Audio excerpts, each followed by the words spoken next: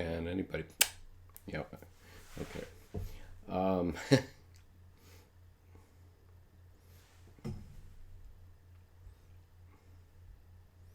and I'm getting no one. Hello, no one. Okay. Um, all right. So the issue is between Logos and Eros. And as we know, uh, the Holy Bible contains the phrase, I think it's at the beginning of Matthew, uh, in the beginning was the Word, and the Word was with God, and the Word was God. Now, the problem with that ultimately, uh, well, let's talk about where it actually came from first. Um,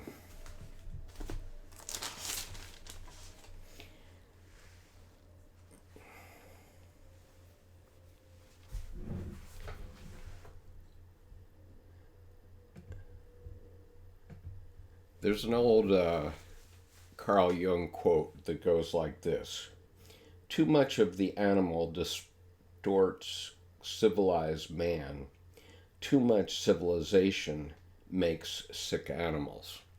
Now, it seems to me, and as I look at various resources from Dr. Jung's oeuvre, that what he is saying by this is that in the beginning was the Word, in the sense that uh, it was the Word, the ability to communicate between two animals, that allowed the creation of civilization. And at first, primitive men were talking about, they were making sounds, and Dr. Jung refers to this in Psychology of the Unconscious, which became symbols of transformation. And he talks about the various words for river in European languages that all have the sound of a flowing brook or a river.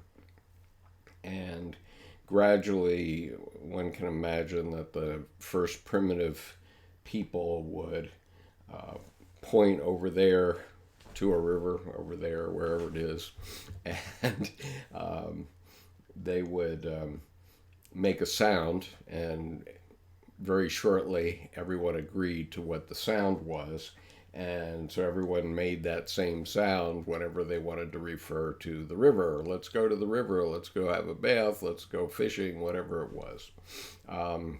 And gradually they discriminated through logos, through logic. They discriminated between that word and the word for what they would want to do, whether it was go swimming or go fishing. Um, and those discriminations were the first signs of human civilization. So, in that sense, the Bible is just right. In the beginning was the Word. And so the Logos entered psychology at that time, and it's been working at us ever since. And it ultimately, around the late 15th century, started to become the scientific method, which we all know and love today. And so I've been hearing about this scientific method a lot, and I've had disputes with Carl Sagan and others, not live, but the issue is, what's the opposite of logos? Okay, so logos is logic. So can we decide everything by logic?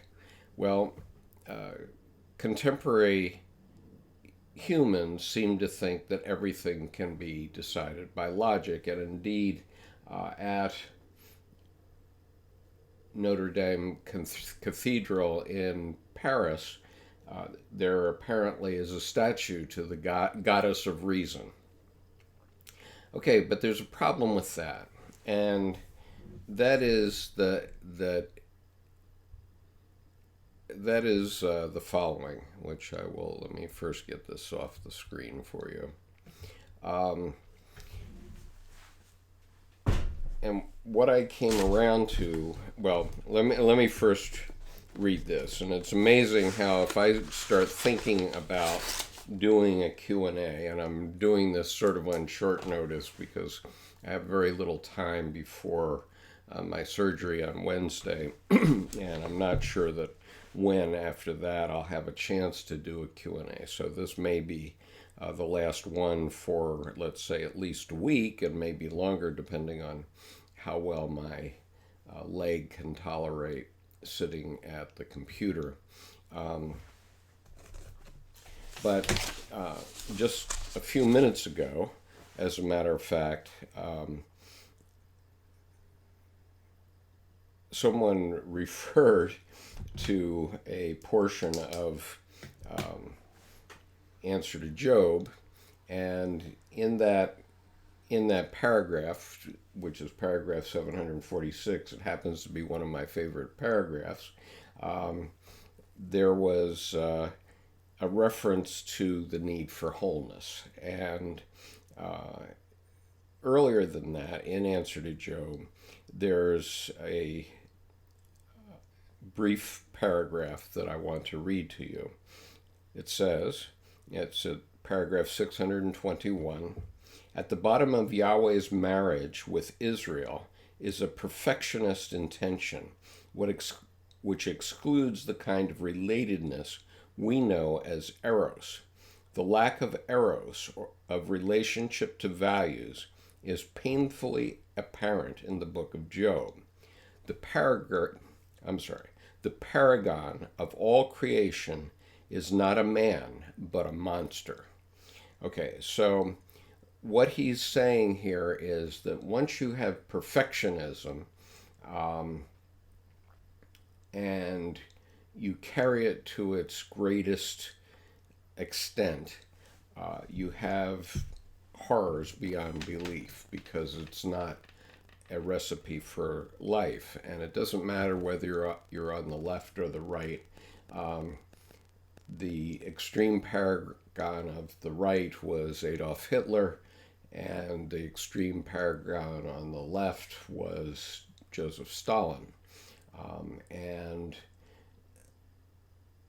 neither one of them could be stopped until tens of millions of people had been killed. In the case of Hitler, they couldn't be stopped until all the crockery was broken. And what Dr. Jung at one point is saying, and I'm not sure whether he totally got this himself, honestly, because he's still griping about it in paragraph 63 of Aeon. But his point at one point is that the opposite of perfection is wholeness. And his point was that men tend to be more perfectionist, while women tend to want more wholeness. So this is the distinction between Logos and Eros. The problem is, especially in the United States, we've had a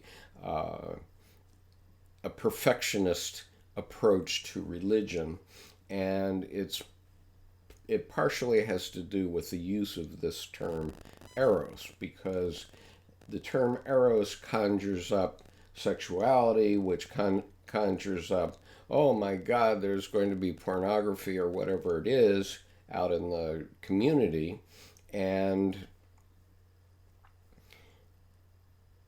the result is that Eros has been under the thumb for a long time. But as I thought about it, and I've been struggling to try to understand what it is that is the opposite of Logos.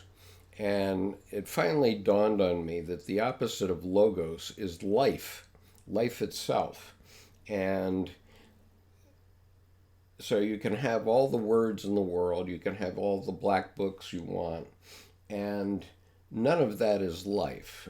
You can go to all the universities in the world, and none of it is life. I mean, when I was going to school, I loved going to school. I did 10 years in higher education between my bachelor's degree, my MBA, my law degree, and then a year in advanced Chinese language school.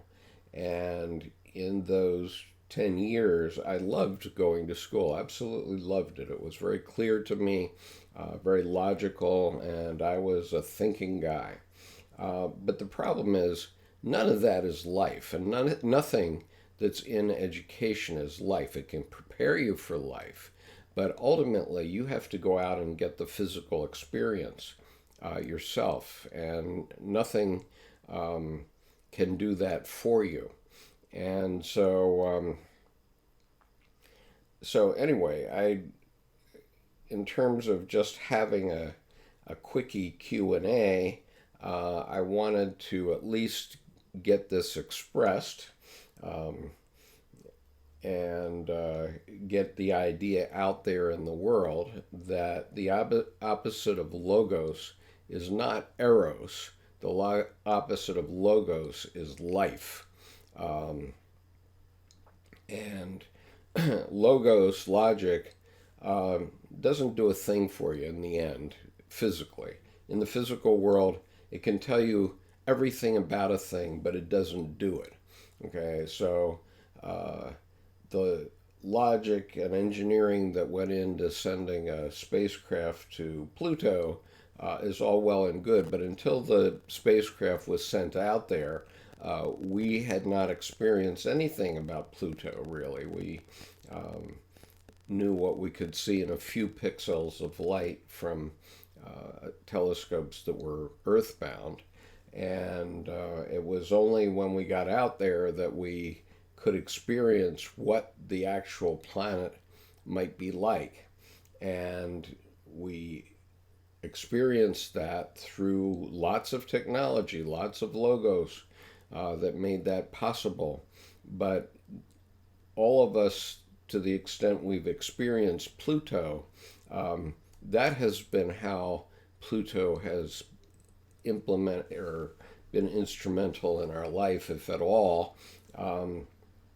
Not all the technology and engineering that went into getting us out there. And so it seems to me, and here's where our friends in the religious community need to revivify their message, and that is that there has to be life in it. It can't be pure logos. And so, telling stories and all that is just wonderful, but people have to have an experience in order to really appreciate what a religion can do for them. And I'm not saying any one of them is correct. They're all correct. And they all point at the same truths one way or another. But none of them are life in their community. That after you've had your sermon or your period of meditation or whatever it happens to be, then you have to go out and face your life again. And that can only be done by experience, what some would call Eros. So I'm taking the position that wholeness amounts to life. And is that feminine? Well, I think women tend to be able to put life into facts better than men. Obviously, in the physical sense, none of us exist without women, first of all. But aside from that, if we're going to have a home, very often a woman is going to make that happen. And even if, or at least a feminine instinct will make that happen. And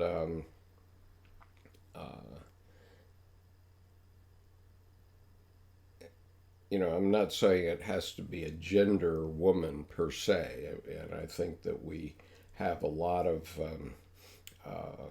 discussion about gender right now, but I'm talking about the feminine principle.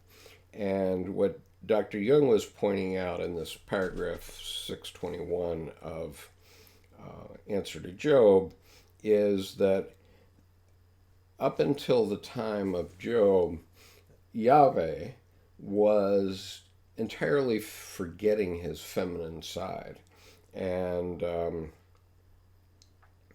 forgetting Sophia, and so therefore he saw his marriage, his approach into life, as being via Israel, the nation of Israel, in the context of the story of Job, instead of understanding his own feminine side in the context of what is written in the Bible from a psychological point of view. Let me see. Um, so, okay, let me go back into paragraph 620. This is just by synchronicity that I happen to be looking at these areas just now because of one of our listeners. But Dr. Jung, let's see.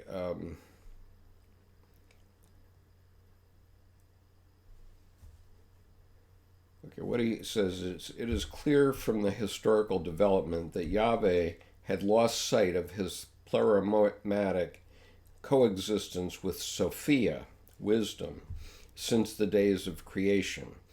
Her place, and mind you, I'm now saying that the days of creation relate to when man and women started to create civilization itself. Okay. Her place was taken by the covenant with the chosen people, who were thus forced into the feminine role. At that time, the people consisted of a patriarchal society in which women were only of secondary importance. God's marriage with Israel was therefore an essentially masculine affair, something like the founding of the Greek polis, which occurred about the same time. The inferiority of women was a settled fact. Woman was regarded as less perfect than man, as Eve's weakness for the blandishments of the serpent amply proved. Perfection is a masculine desideratum, while woman inclines by nature to completeness. And it is a fact that even today a man can stand a relative state of perfection much better and for a longer period than a woman, while as a rule it does not agree with women and may even be dangerous for them. If a woman strives for perfection, she forgets the complementary role of completeness, which, though imperfect by itself, forms the necessary counterpart to perfection. For just as completeness is always imperfect, so perfection is always incomplete, and therefore represents a final state which is hopelessly sterile. Ex perfecto nihil fit, say the old masters, whereas the imperfectum carries within it the seed of its own improvement.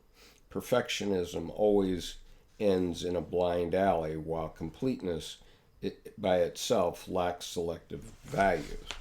And so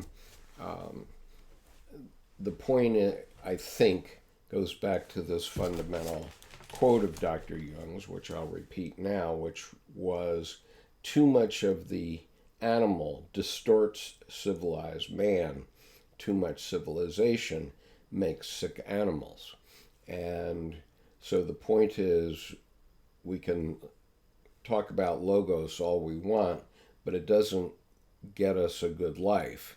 And we can talk about Eros all we want, but it doesn't organize a peaceful civilization for us. And those are issues that are very much in our contemporary news today.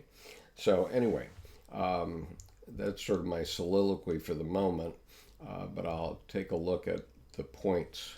Okay, so Lady Shea says, I disagree.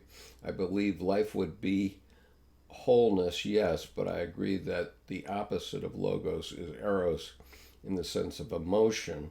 Logos and emotion are both parts of the wholeness. Lose either one, there is no wholeness. Um, well, in the context of civilization, I'm not sure that that's true. I think I might argue the point with you, Lady Shea, in that before humans started to talk about the river, there were beings living, and they had a whole life. And if we look at any species out there, be it birds or fish or whatever it is, they're all living their lives, and they have a wholeness to their lives, and they're living in, I think, in most cases without rationality. I mean, there are some examples of the rational in the primate world, and sometimes we see it in dolphins or whales. But other than that, mostly they live an instinctual and whole life. But they live without logic per se, at least not the kind of logic that we talk about in the human species. Um, Lady Shea says, gathering information on what something is, knowledge, helps you figure out how to deal with it, wisdom.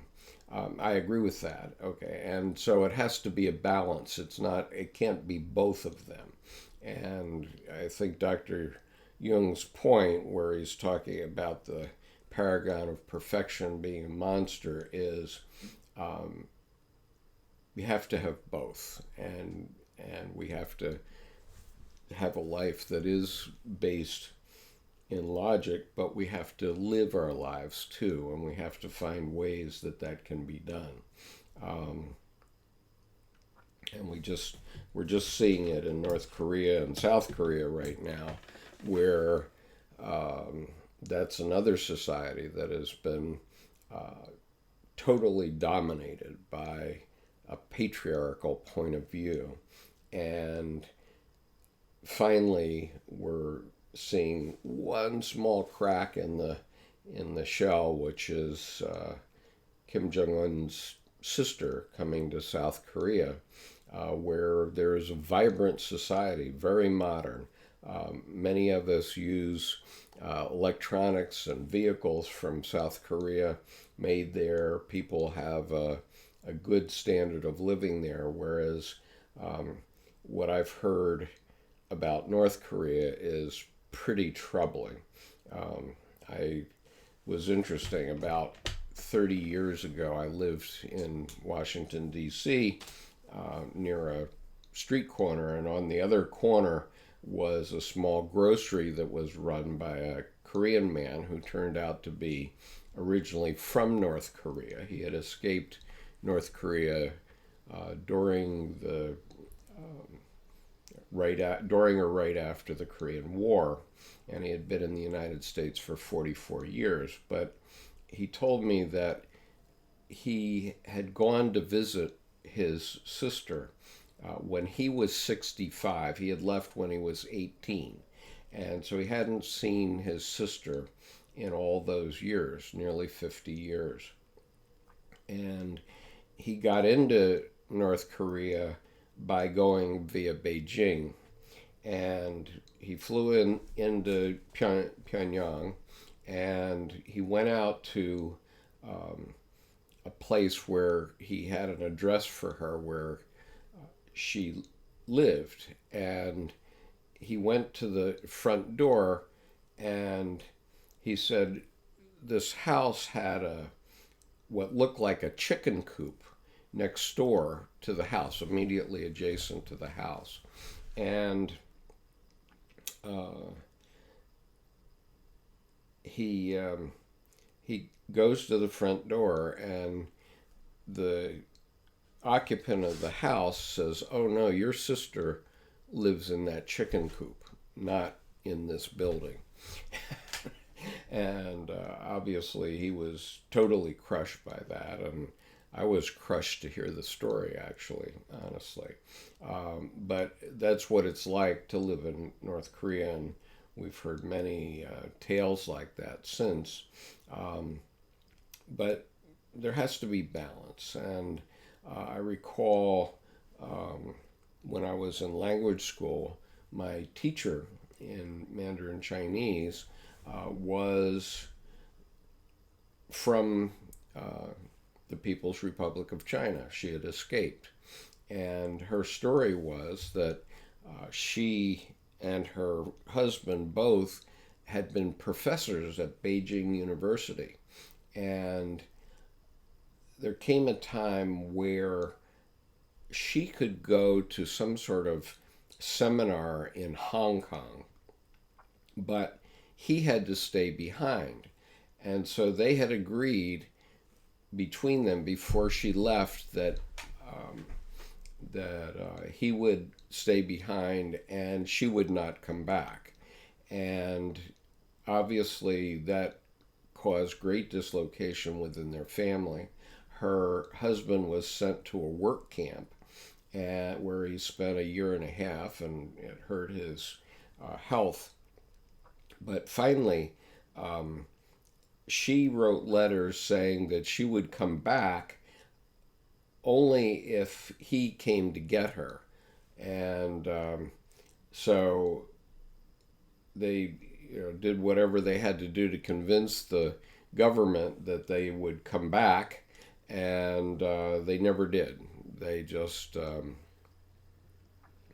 they flew the coop, and she managed to get herself in a position where she could teach Chinese to Americans. Obviously, things have changed dramatically since that time. I mean, that was in 1971 and early 1970, 1971. So it was before Richard Nixon made his opening trip to Beijing.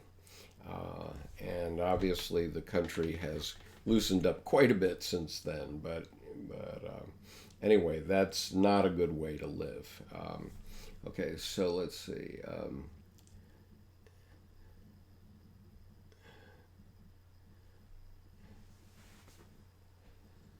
Clive asked me, what's your take on the Buddhist idea of Maya, illusion, and how it relates to logos? Um,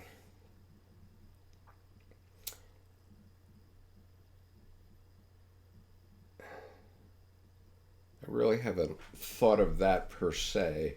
Um, I know that Buddhism um, goes toward the Eros side of the equation. And actually, to the point of nothingness, to nirvana, the end of all being. And what the purpose of meditation, and I think I actually have it in front of me because um, I happen to be reading Alchemical Studies by C.G. Jung, and I open to this page, and it's a chapter of his commentary on The Secret of the Golden Flower, which is a Taoist text, but he says, by understanding the unconscious, we free ourselves from its domination, what is really also the purpose of the instructions in our text. The pupil is taught to concentrate on the light of the innermost region and at the same time to free himself from all outer and inner entanglements. His vital impulses are guided toward a consciousness void of content, which nevertheless permits all contents to exist. And so in Buddhism, you're meditating toward a state that nothing is happening, everything outside is illusion.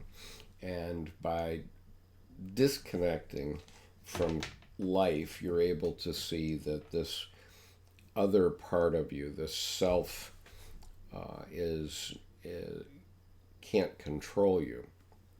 But the problem is that it also doesn't give you life. And my big criticism, and something that I've railed about in all my contact with Buddhism in the last, well, at least the last 30 years, I now sleep next to a Buddhist Lama every night. In effect, someone who's been to the equivalent of Tibetan Buddhist divinity school. And what I've railed against is the fact that Buddhism makes people extremely passive. And so it works in societies that only live on a dollar a day or something like that. And obviously the Hindus, the Buddhists, the Taoists have all got huge populations where people are living on very small money. And but they're passive about it. They don't mind. In the case of the Hindus, next life, and Buddhists too. It's all going to be in the next life, and they're trying to work their way up the life chain. But I think that yes, it's illusion. It's illusion in every sense. I mean, this pen, if I hold this pen up for you, actually isn't here. It's actually a whole bunch of molecules that are held together by physics, and each atom is as far from the next atom in size as a basketball held in New York City compared to a basketball held in Los Angeles. And so that's each atom. Okay, but we can't get our minds around that. And so we have to experience the world the way we experience it through our sense organs. And that doesn't think in terms of illusions. I mean, we think the thing is real, and all humans do that. And so, I mean, it's a conundrum. It's a human conundrum because we know this. And the other conundrum is, we know ultimately our son will die and so on. Okay, but, that isn't now. That isn't our life. And so we have to find a way to live our lives and keep from destroying ourselves. Because if humanity destroys the planet, nobody's going to care 4 billion years ago from now when the sun dies. Let's see.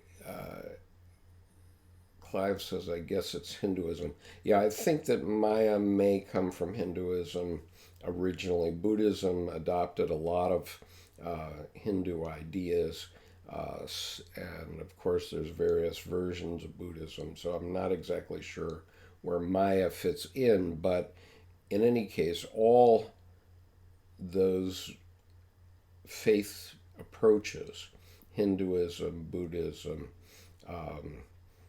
and Taoism, all refer to illusion, no doubt about it.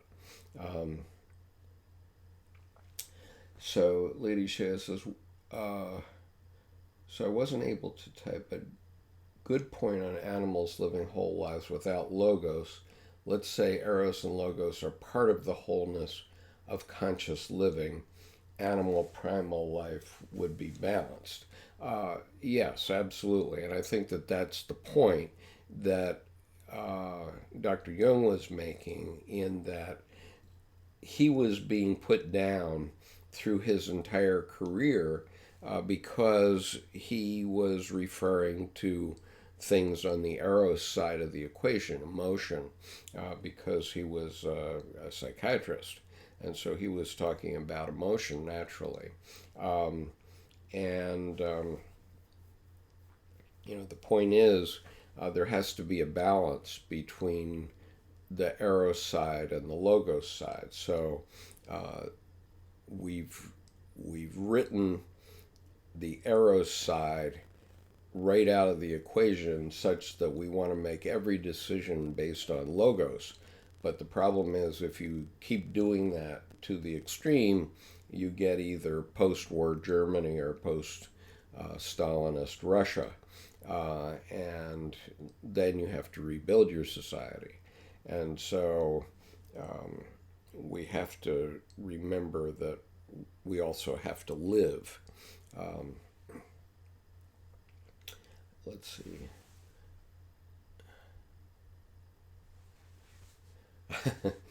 uh, Welcome, Acadian Wings. Um, let's see. Body and spirit energy, and yes, balance is the key. All right, so Clive says, what would you say is the mission at the core of people like Jung and Nietzsche? Um, I'm not sure that I'm not sure what Nietzsche's mission was. I know that Dr. Edward Edinger commented that Jung thought that Nietzsche was morbid, that his that he was mentally ill, and in fact he spent the last 10 years of his life in a mental institution, among other things, suffering from syphilis. Um, and uh, I've listened on audio several of Nietzsche's books, including Thus Spake Zarathustra and Beyond Good and Evil, and a couple of the others.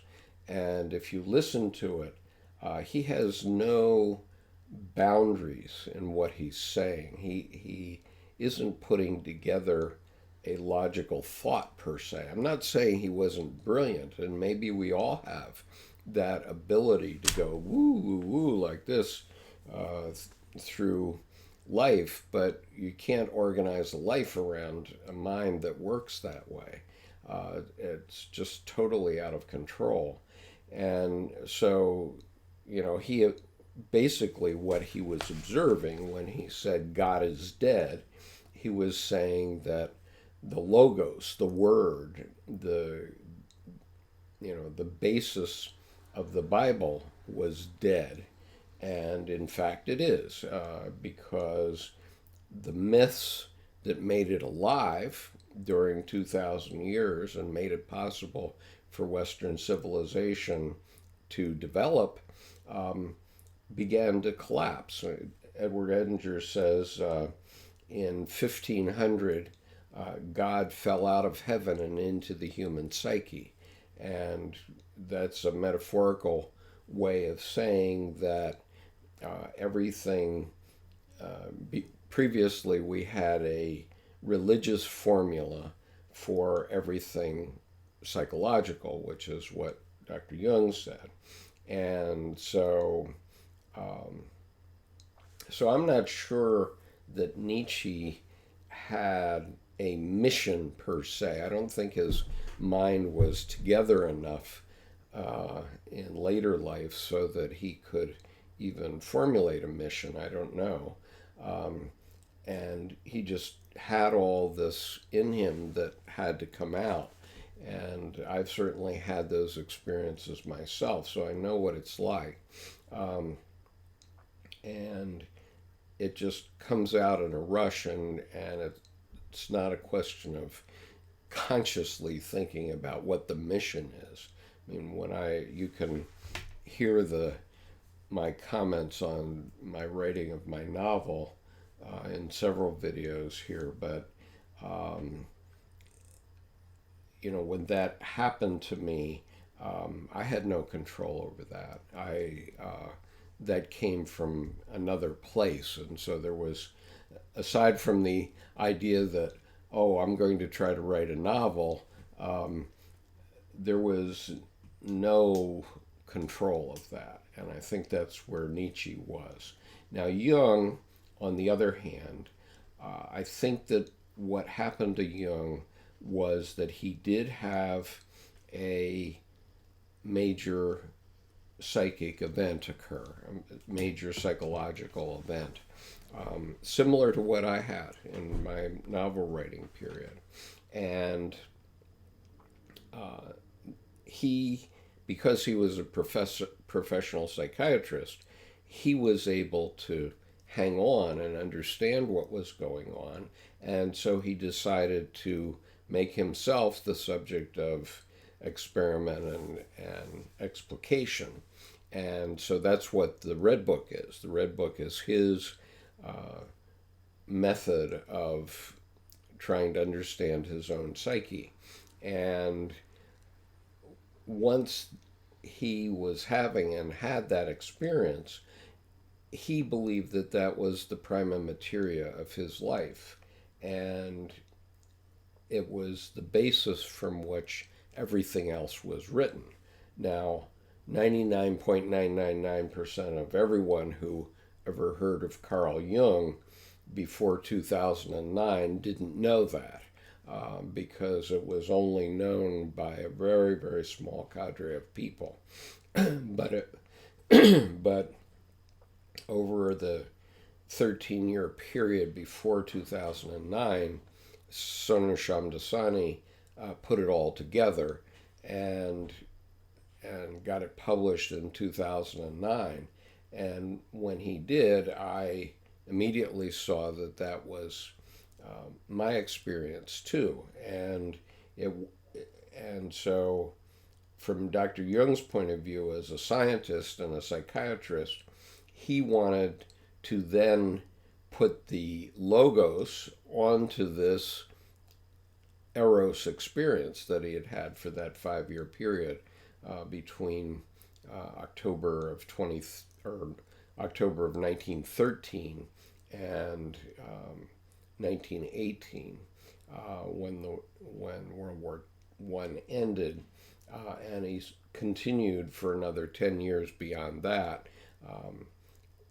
sifting and thinking about and working through and starting to understand alchemy. And then when Richard Wilhelm came to him with The Secret of the Golden Flower and asked him to do a psychological commentary on it, then he realized that Chinese alchemy and Western alchemy had considerable parallels, and that they were not about making gold, but actually about understanding the psyche. And the gold is the philosophical gold. It isn't the metal.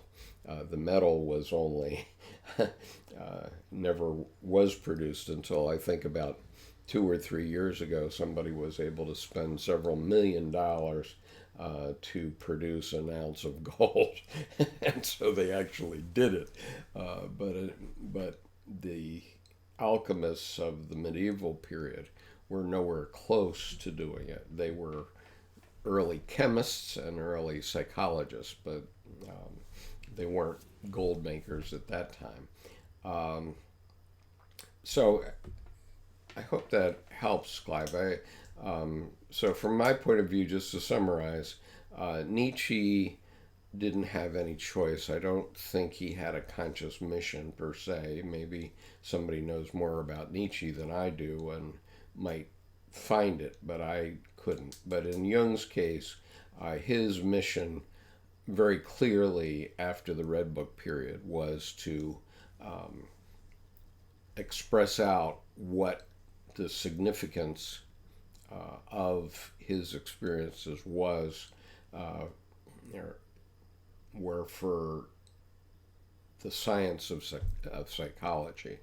And that's what the rest of his books were about. Now, a lot of people don't read them, a lot of psychologists don't read them because they say, oh, this is about alchemy. How could that be significant? Well, um, alchemy is pretty significant. I've shared with you, I think, uh, this uh, this particular, well, I'm trying to put it in a better place, but um, this is an image of the yin and yang symbol, but showing various things within both the black and the white and how they are opposites. And, this is sort of the essence of Chinese alchemy, but it's also the essence of what Dr. Jung was talking about in the opposites. Um, Lady Shah says 200 characters are too short for my comments, tend to get split. You may have noticed that by the time you get to this, though, I'm sure that's a problem, and I have to get used to the fact that there is a delay on YouTube's broadcast, which is quite long. It's actually 6 or 7 seconds, and I can watch both screens. I can see what's happening on my screen and what's happening on YouTube, and it's quite a long delay. So we'll just have to do the best we can with that. Okay, so CJ Law says the mystic and madman walk the same corridors. That's for sure. um, and those are the corridors of the psyche, which the logicians don't want to admit exists. And as Dr. Jung said famously in paragraph 752 of Answer to Job, I believe the psyche is real, and if you don't believe it's real, then you must believe that the chemicals or the laboratory equipment created the atom bomb. And what he meant by that was, okay, you can have all the logic in the world and all the scientific facts, and you can know how to build an atom bomb. But until a human being imagines that and puts it together, and so that comes from the psyche, the Eros side of the equation, nothing happens. And so anyway, the thing that I wanted to emphasize in this discussion was that we may be making a mistake by using the term Eros, because Eros has a connotation of sexuality. One envisions Cupid, and one envisions all the railing against pornography and demon jinn by the religious right, and so on. And so if you use the term Eros, then you're also linking women with that, and describing bad women or scarlet women, etc., Hester Scarlet A, that sort of thing. And that's how the patriarchy has kept the feminine down for probably 10,000 years now. Now, let's think about it in fairness in the human development. At the beginning of this, I talked about how the word represented the beginnings of civilization. So when the Bible says, in the beginning was the Word, what they're talking about is in the beginning of civilization, not in the beginning of everything. But early Iron Age men had to explain everything, so they pretended that it meant everything. But what it really meant was that people started to work together, and they were able to do that because they could communicate with one another. And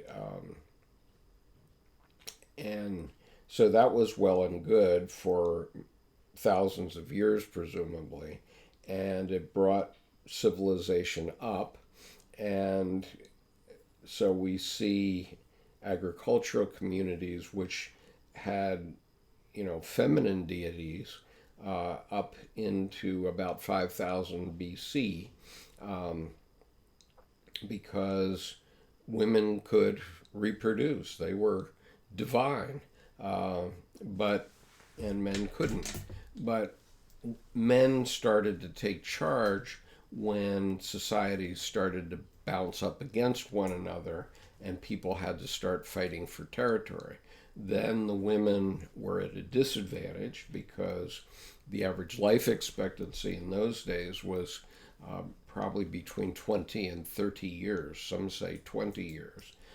People say that at the time of Stonehenge, the average life expectancy was only 20.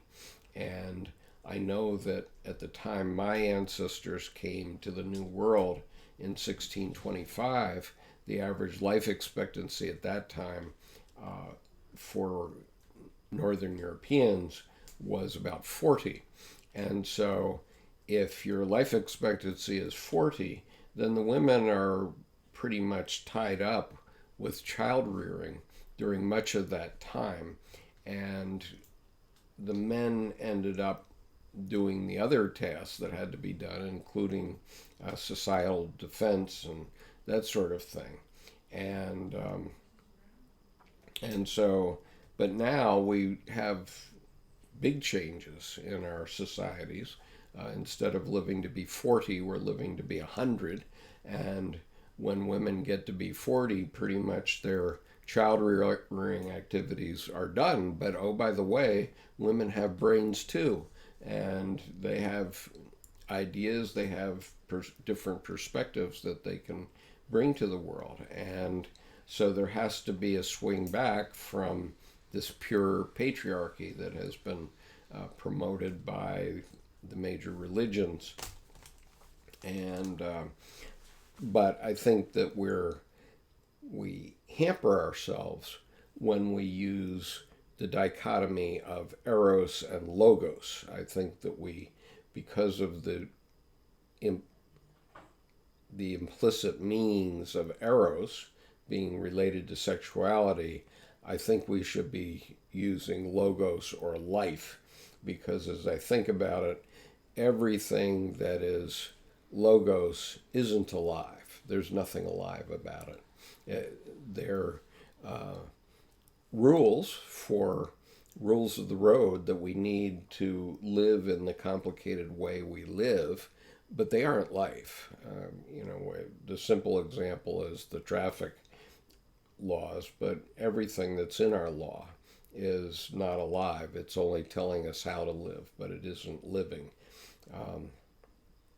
So anyway, Lady Shah says, another meaning to how God, the word, is dead. People don't know how to communicate anymore. Words are used from associations rather than definition, and everyone expects else to still know what they mean.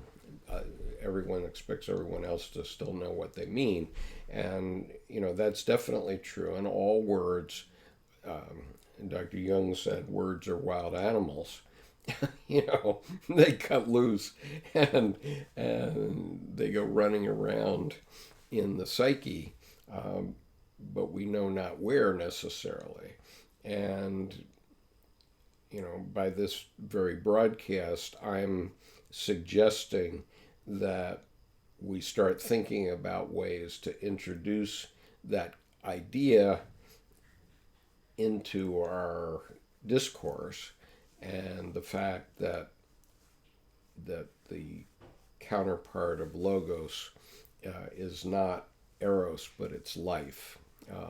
Eros, to me, because of the connotation that it has in American society, seems to me to be a subset of life. And there are many other aspects to it, as we all know, but you have to have an experience of life. In that sense, I think that Joseph Campbell was right. The other day, I did a piece on the meaning of life, and one has to have an experience and know that they're having an experience of life. But in the end, the meaning of life is you. You are the meaning of life, and because everything that has come before since the Big Bang has all come down to result in you. And then the question becomes, what are you going to do with that life? What's going to be the meaning of that life? So, I mean, that's a pretty interesting answer. And, C.G. Law correctly says that Joseph Campbell's position was to follow your bliss. Certainly, that makes a lot of sense. I mean, why would you go to a job you hate for 40 years? I mean, when I was working in industry, there was a man who, in the factory I was working in, who was packing weather stripping in these big barrels. And the weather stripping was coming out. You can imagine if it was in your aluminum sash or something like that. And so the strips of weather stripping, and he's wrapping it around in a circle, and he put it into these huge barrels, and he did that for 40 years with the same machine. And is that bliss? I mean, that's earning your bread, but I don't know if it's bliss. But we need to do that more. Clive says, I have noticed that it is possible to operate from a dead place, and that can become the norm. How do you combat that? I think we start talking about the need for life in those dead places. And I think if people start to get it, those tendencies toward dead places will go away. Essentially, Dr. Jung was saying that life has the answers. And so the start of it is to plant ideas. I agree with the anonymous movement in the sense that you can't kill an idea. Once an idea is launched, it is alive, and it goes out into the world and does what it does. And so that's the living language. And so when we launch an idea, we don't know where it's going. And as of right this minute, there's 7 people watching this broadcast.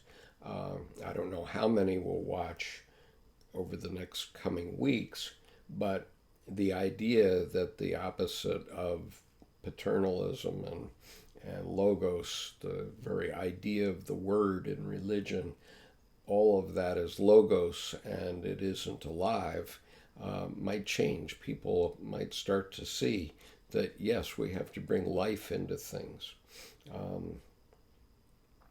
It's if I look at the United States, Clive, for a moment, we say that we're a country built on the rule of law. Well, that's true, but the United States didn't become the most powerful country in the world by that. We became the most powerful economy and military in the world because of the clash of ideas, because um, none of us can agree on almost anything, but we can air our disagreements, and it becomes a living process, like tempering steel is the example I like to give. I guess it's a logos kind of idea, but anyway, in tempering steel, you're pounding on the steel until you pound all the impurities out of the iron. And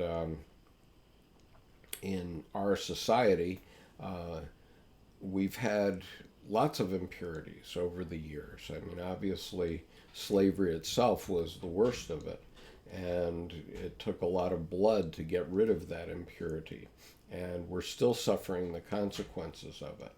And we probably will be suffering the consequences of it for another 100 or 200 years. But the reality is that good ideas get adopted in the United States, and indeed they get adopted around the world. The example I like to give is Starbucks, which was a good idea developed in Seattle, I guess, and it spread around the world. And it's such a good idea that even though the founder of Starbucks is a Jewish Zionist, um, there are 4 Starbucks cafes in King Faisal Hospital in Riyadh, Saudi Arabia. In the building, four cafes to my personal knowledge. I counted them, physically counted them. So good ideas from humanity get adopted around the world if people know about them. And in the United States, that process has been going on for 400 years, and bad ideas get pounded out of the system. And so slavery is the example of the worst idea that was pounded out of the system. Um, but we have lots of others, and people around the world get to see this process going on a daily basis because our news media relies on those debates for their content. But you see that societies that don't have that sort of debate are left behind. And all you have to do is look around and see which societies are totalitarian and not allowing dissent and that sort of thing. And their societies are nowhere at all. So Miles says, I am told by 2 sources that the Holy Spirit in Hebrew is feminine, yet this is not recognized in 30 or so translations on Bible Gateway. I say it's a psyop repression. Certainly there's been a lot of psyop repression over the millennia, Miles, and I think that there's no doubt about that fact. And there's been lots of repression, and we take celibacy of priests, for example. What a hoot, because the logic was, if the priest would set aside his sexuality, he could focus on the spiritual needs of his community. But what did they do? They started to rape little boys, and not only in one place, but it's a worldwide problem. It's just disgusting. And so that was life. That was jungle creepers coming in around the law, around the logos. And so, that's sort of what I consider I am. I'm a jungle creeper that's going out and saying, a lot of our ideas are pretty messed up. And so let's rethink them. That's what Jordan Peterson is doing too, although I think he is still very much reliant on the idea of logos. I'm not sure he's come this far yet. He certainly understands psychology down to the brass tacks. from a logos point of view, and I suppose from an Eros point of view too, because he's doing it in his clinical practice. But when he extols the logos, I think he's forgotten the Eros, and we need a balance of the two. Um, Lady Shea says, I feel like using life instead of Eros is mixing up the parts with the whole. Conscious life certainly experience and its memory also includes logos, so it can't in itself be its opposite. Um, okay, well, Lady Shea, now we're talking about semantics, and each of us can have our different perspective on it. Um, I'm just making my observation, which is that just the word eros has a certain patriarchal connotation in my country. I don't know about yours, and that we might benefit by rethinking how we're using this word. But I'm not saying you're wrong. I think that what the opposite of the opposite has been expressed other ways, including this perfection versus wholeness. Um, that's one way of referring to it also. But perfection leads to a dead end, as Dr. Jung would say.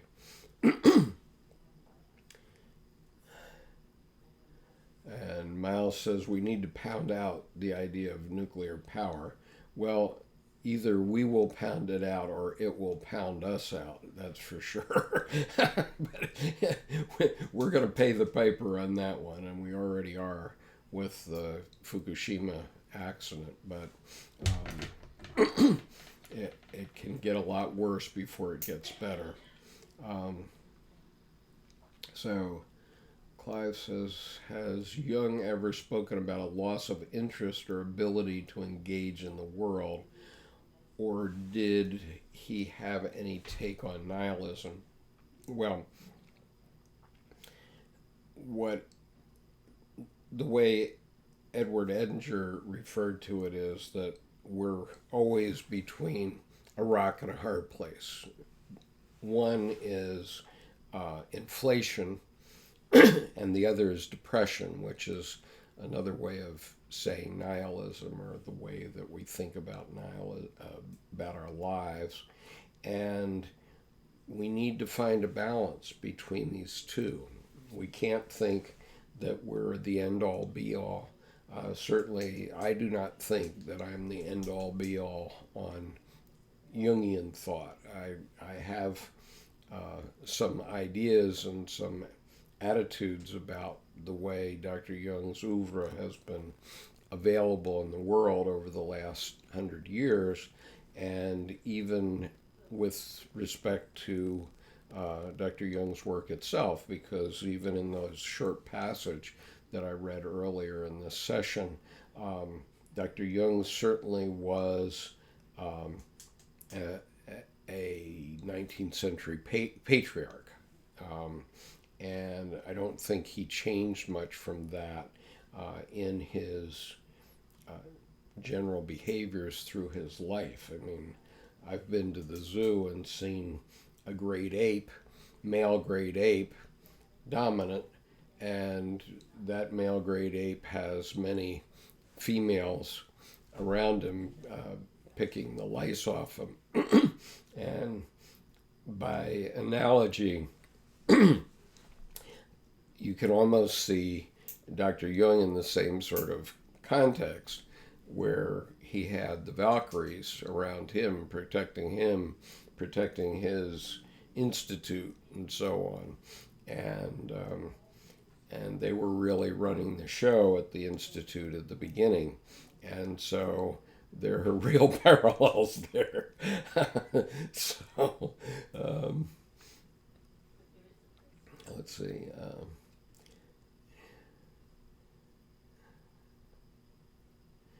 Yeah, Miles says, yes, celibacy of priests is only a couple or a few hundred years old. And it's an experiment that probably has to get pounded out of the system, is my guess, Miles, because it hasn't worked. Um, I agree with you, Clive, that alive might be a better term. In this book, and actually I just published the first of a few videos from our last week's session. We were discussing an essay in this book by a Jungian analyst named John Woodcock, and he was talking about the living language, and certainly there is a living language, and words as symbols are alive, but words as tools for rationalism are not, maybe. Maybe that's what I'm trying to say. I mean, obviously, all these things have to be in a balance, and it's very complex. It's very much like this yin yang symbol that I've still got up on the screen, but I'll now take off. I keep forgetting to do that. And so life is complicated, and what is clear is that the feminine is coming through in importance, in priority, in the human psyche, in more ways than we can imagine. I mean, Hillary Clinton's rising to be the candidate of the Democratic Party is only one example of it, but obviously the feminine principle is pushing through, and it's badly needed, because if we let men decide based solely on rationality, we're going to run into another catastrophe. Uh, and we're on the cusp of several right now, so we have to be very careful. Um, so, Lady Shea says I would use the word emotion. I would avoid the word emotion as well, because then that suggests the emotionality of the feminine, which has a negative connotation, a patriarchal connotation in the U.S. I mean, I'm not saying that we should avoid any word per se. I'm just saying that we had best rethink this a bit, because we need a balance between rationality and the way we live our lives, and that balance, how that balance is achieved, as Jordan Peterson rightly said, it's achieved by having our freedom of speech. And his criticism of this Bill 16 up in Ontario is quite right, where it's mandating that you will say something in this way. As soon as you start mandating language, then this is the paragon of perfection coming through and trying to dominate us all. And what will be the next thing that we have to say in our speech? And it won't stand, because people won't do it. And so it's a problem. I mean, we do have to have rules. We have to have traffic rules. But even though we have traffic rules, people don't follow them precisely.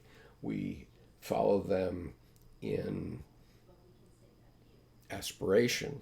They're aspirations, but they don't dominate our lives. I mean, the average American goes 7 miles over the speed limit. The average American rolls through stop signs, and so on.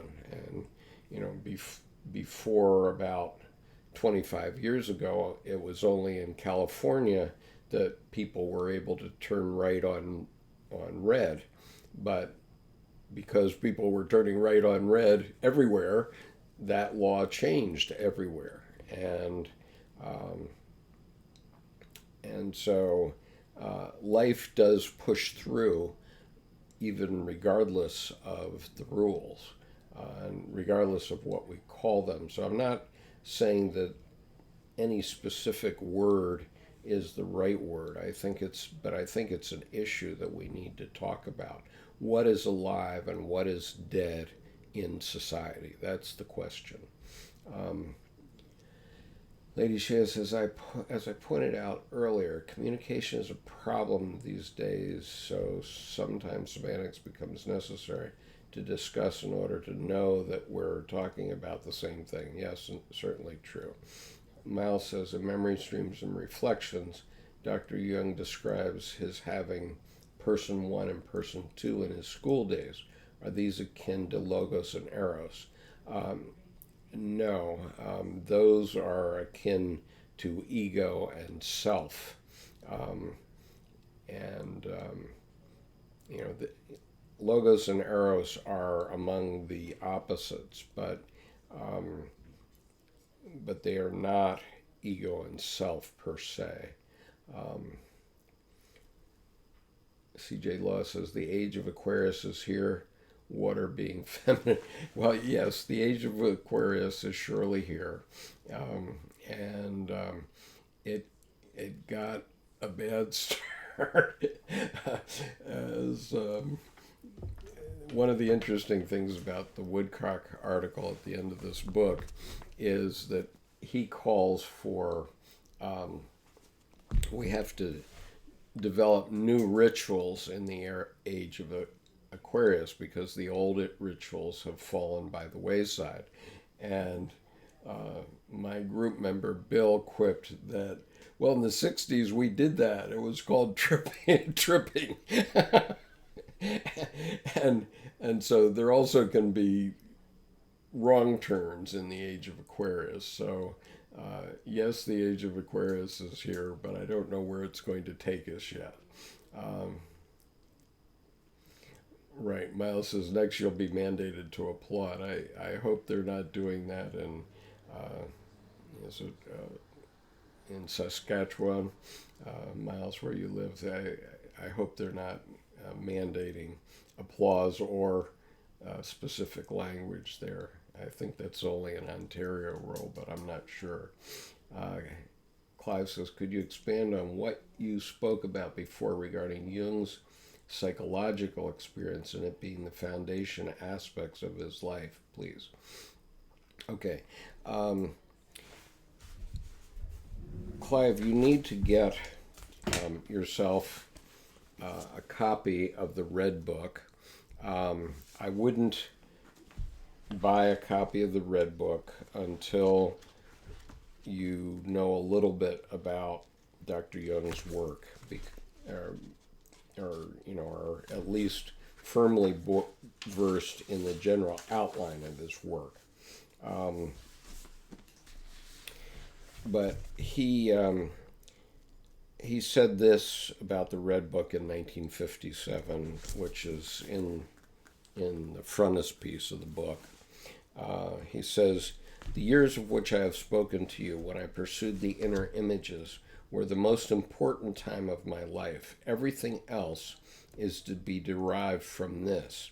It began at that time, and the later details hardly matter anymore. My entire life consisted in elaborating what had burst forth from the unconscious and flooded me like an enigmatic stream and threatened to break me. That was the stuff and material for more than only one life. Everything later was merely the outer classification, the scientific elaboration, and the integration into life. But the numinous beginning, which contained everything, was then. C.G. Jung, 1957. And it also contains epilogue, which I think I can find the epilogue, I hope.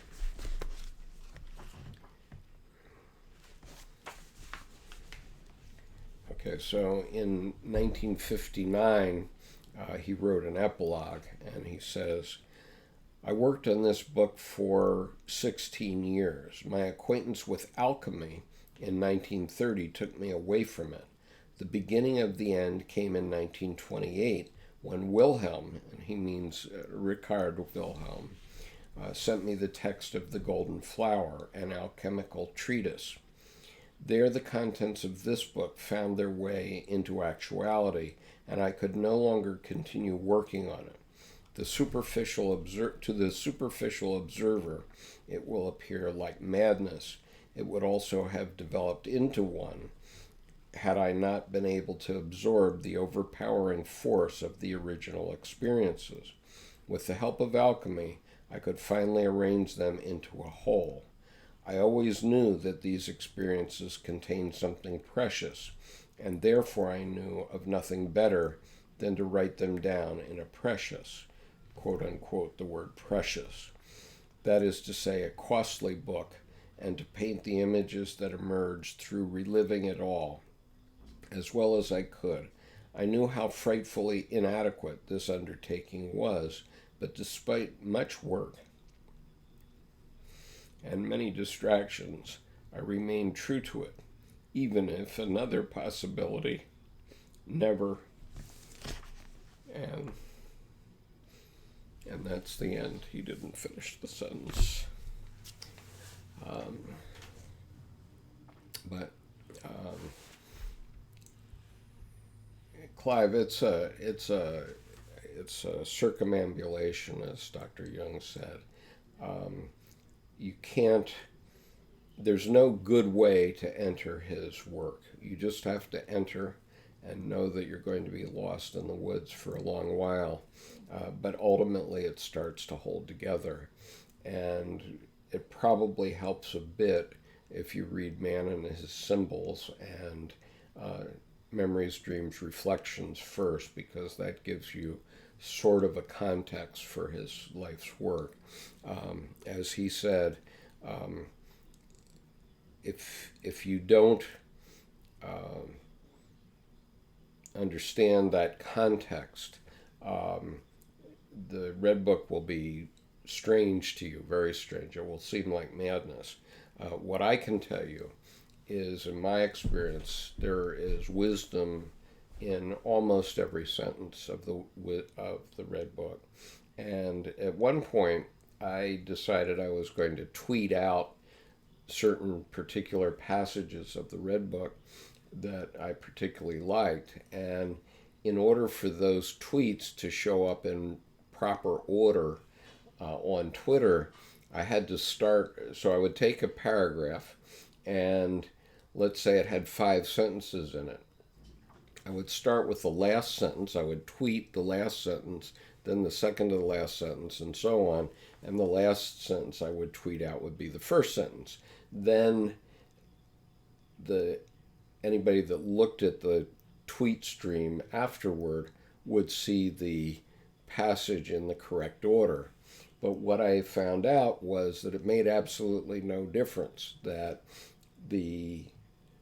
it made just as much sense in reverse order as in forward order, which comes down to Edward Edinger's dictum that of cluster thinking, that Dr. Jung's work, one of the reasons it's difficult to understand is that it's not linear. He is talking about images, and so these images contain many ideas, and you have to get the whole pile of ideas before you grok what he was talking about.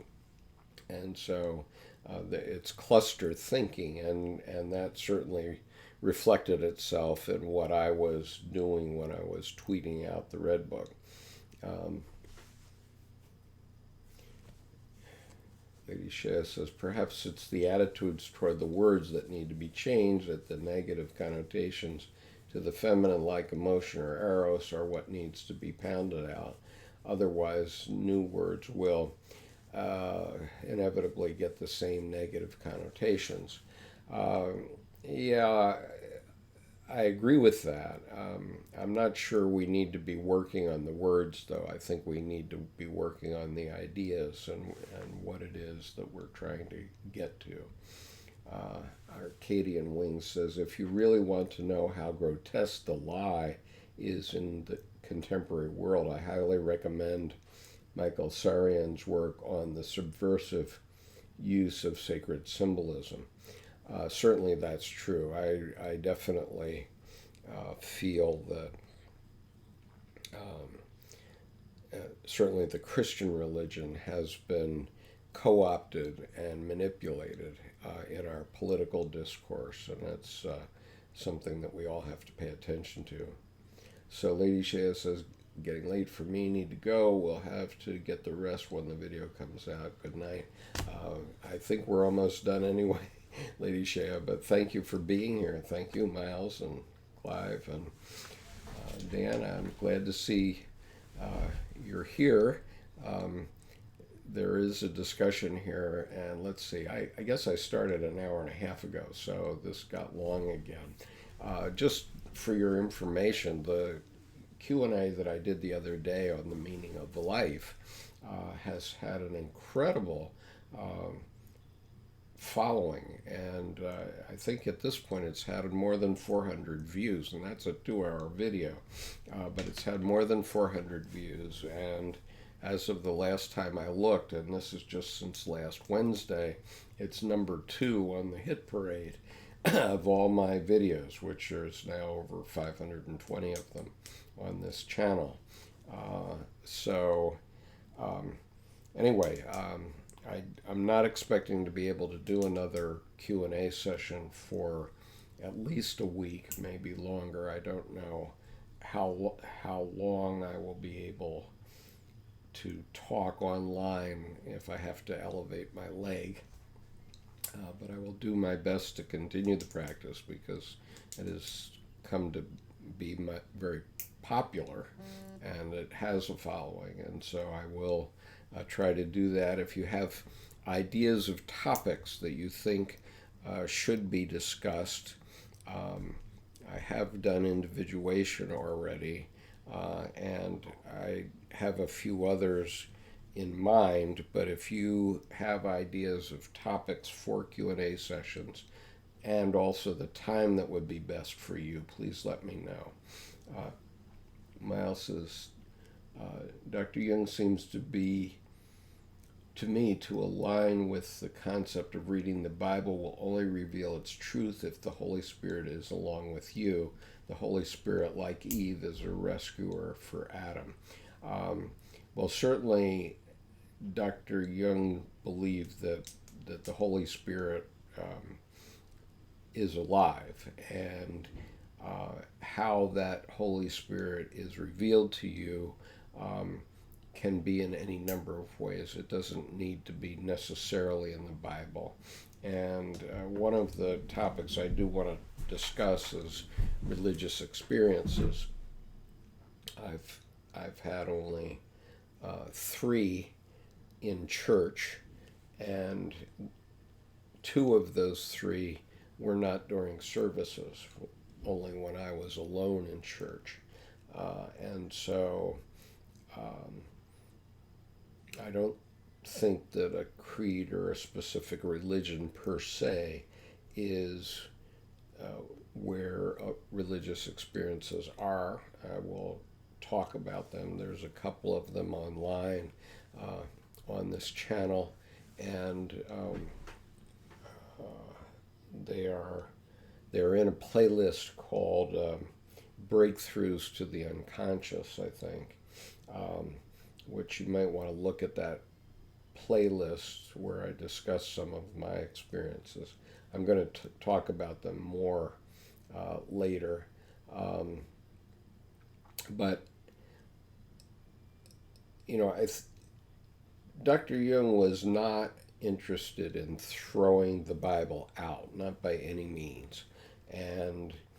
But he wanted to find the living God, and I'm convinced he did. When in the video, the very controversial statement that he made, I have no need to believe, I know. When I saw that the first time, I had an epiphany because I too know. And I don't think that was, some people say that was planned and that was him conniving to say it to be mysterious, but I didn't read it that way. I watched the video, and you can watch it anytime on YouTube, and just put in Carl Jung. I have no need to believe I know, and you'll get that video. And what I observed happening was that the questioner kind of surprised him with the question, and I interpreted that answer as coming from his self, not from his ego. And, you may interpret it differently, but that's what I believe. And so I think Dr. Jung believed, and I believe, that Christianity certainly needs to be revivified, and it can be revivified, consistent with the scientific method, if only theologians will pay attention to what Dr. Jung was saying. And he says in the 63rd chapter of Ion, which you can find me reading on the channel,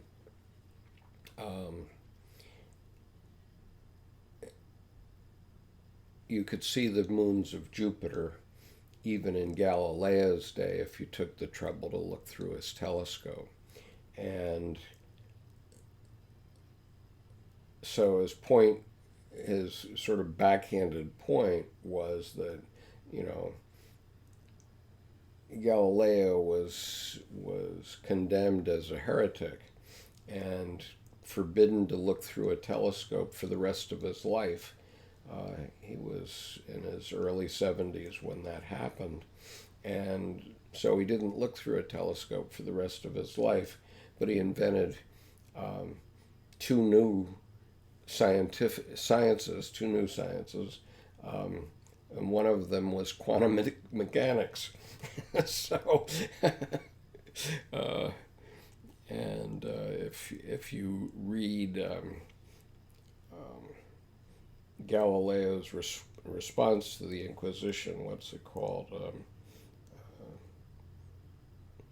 Anyway, you can put that phrase into Google and find it. He knew that the Catholics were good note takers, so he basically dictated a statement into the record, which made them look like monkeys for all time, basically, because you can tell that his heart was, he put his hand on the Bible and swore on a Bible that the earth is the center of the universe, because he was required to on pain of death. But if you read, it's called the Abjuration of Galileo. Abjuration of Galileo. If you read that, you just have to laugh, because he was making a record for all time. Anyway,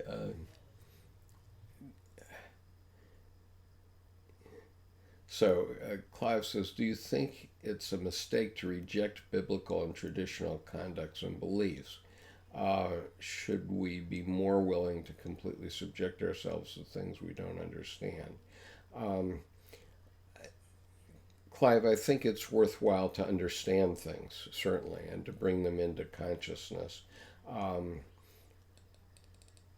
I do think it's a mistake to reject biblical and traditional conducts and beliefs in every society, not only in Christianity. And I think if you study Dr. Jung, especially paragraph 753 of Answer to Job, uh, he says that every religious statement of whatever kind is a statement of the psyche. In other words, it's a psychic fact. It's not a physical fact.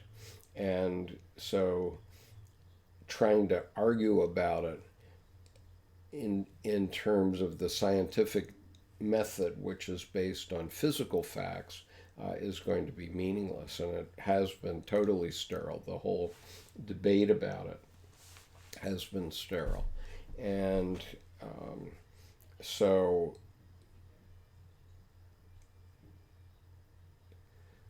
let's see. So, in any case, I don't think anybody should give up their traditions because those traditions are part of us, okay, in every society. And you can't just turn your back on those things because they are what make you. And I think that it's, I think if you go back and listen to my Q&A about the meaning of life and then refer to the supreme meaning, which Dr. Jung put at the very beginning of the Red Book. And that begins at 37 minutes into that video. I've actually put the text of it up on the screen so that you can have it. I think that you will find that what he's saying is that you are the meaning of life, and so is everything else that's in the world. And what will come in the future is dependent upon you and me and everyone else.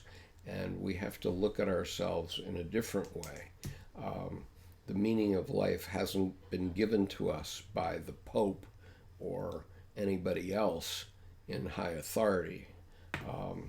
It's given to us based on our own life and our own experience, and we need to seriously think about what kind of world we want in the future for our grandchildren. And if we do that, that would be a very good start, it seems to me.